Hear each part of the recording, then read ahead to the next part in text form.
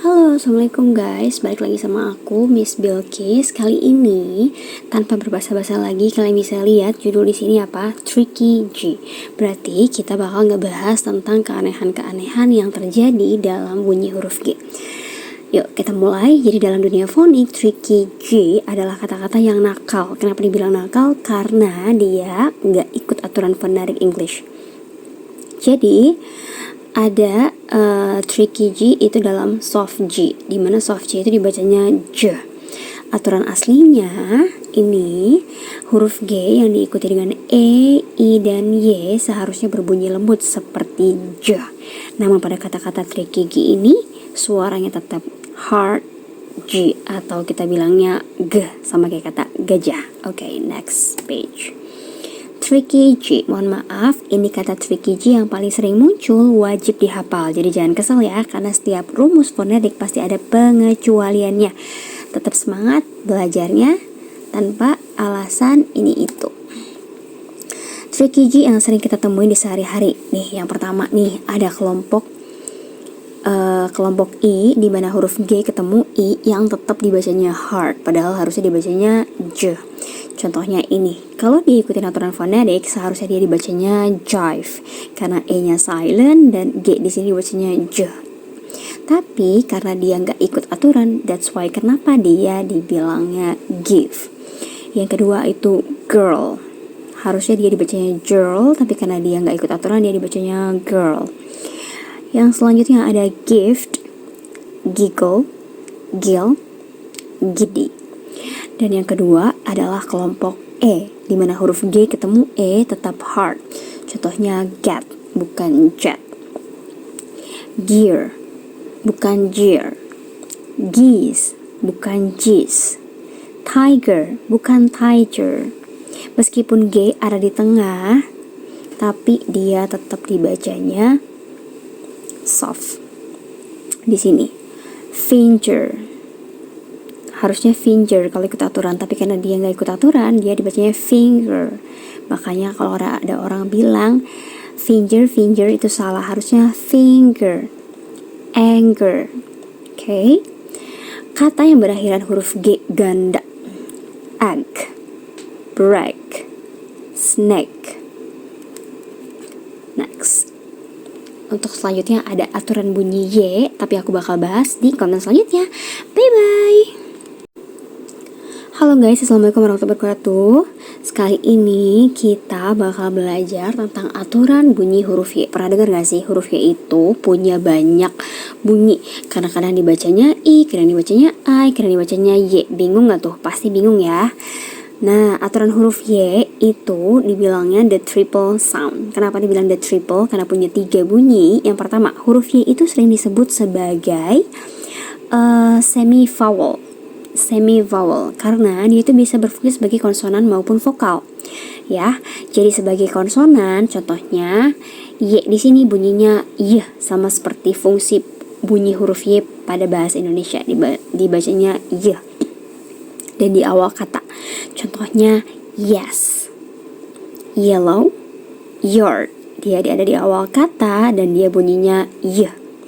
Yang kedua itu sebagai vokal I panjang, atau bisa dibilang sama seperti nama bahasa Inggris huruf I. Bahasa Inggris I apa? Ya betul, I.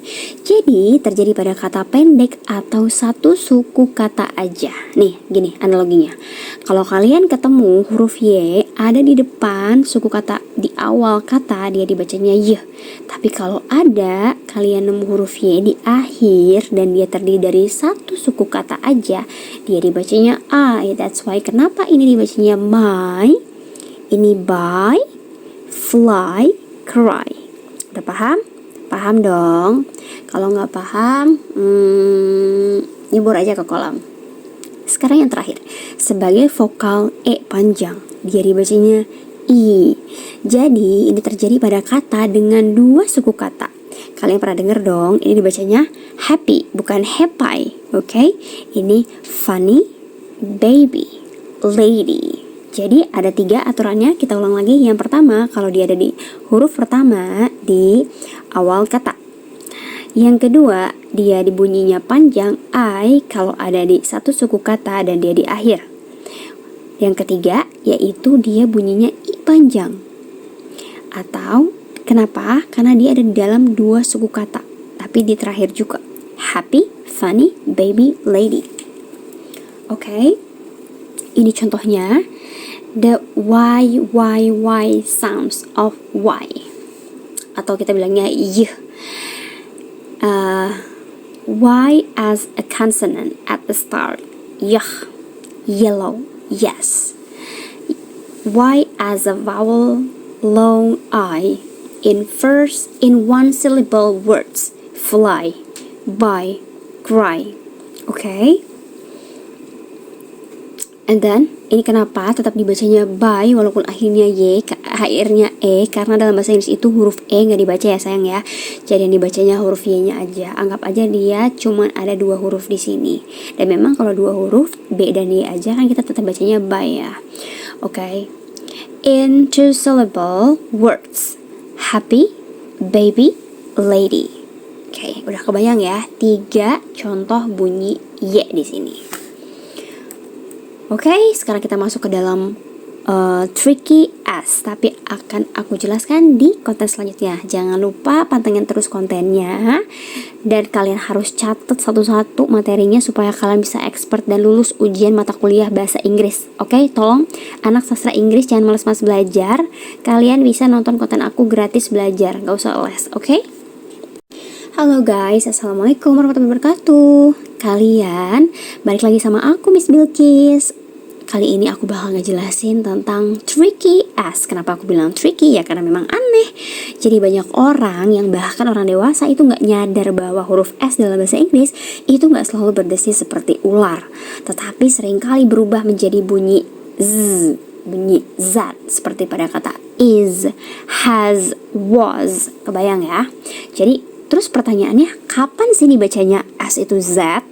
Oke, gak usah berlama-lama, kita next. Jadi secara umum ada 2 bunyi utama untuk huruf S ya.